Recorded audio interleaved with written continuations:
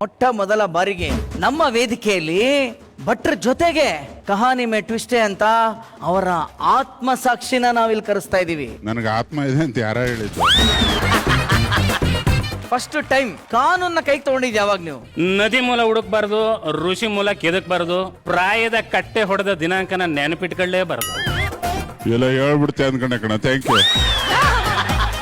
ಭಟ್ರೆ, ನಿಮ್ಗೆ ಎಷ್ಟು ಲವ್ ಫೇಲ್ಯೂರ್ ಆಗಿದೆ ಆಕ್ಚುಲಿ? ನಂದು ಫೇಲ್ಯೂರ್ ಆಗಿದ್ದು ಒಂದೇ ಲವ್ ಸ್ಟೋರಿ. ನಾನು ಅದನ್ನೇ ಮದುವೆ ಆಗ್ಬಿಟ್ಟೆ. ಸಾಕ್ಷಿಗೆ ಅಂತ 2 ಮುದ್ದಾದ ಮಕ್ಕಳವ.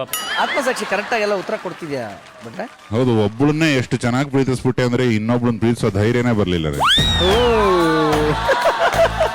ನೀವೇ ಹೇಳಿದೀರಾ ಒಂದು ನಂಬರ್ ಸೇಫ್ಟಿಗೆ ಯಾವಾಗ್ಲೂ ಇರ್ಬೇಕು ಅಂತ. ಇನ್ನೊಬ್ರು ಫೋನ್ ನಂಬರ್ ಇಟ್ಕೊಂಡಿರಿ, ಲವ್ ಮಾಡಿ ಚೆನ್ನಾಗಿರಿ,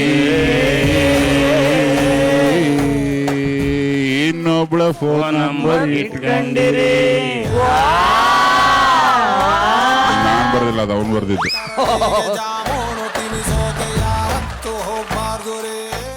And hey, if you're as hyped as we are, smash that subscribe button and join our Ninja Squad.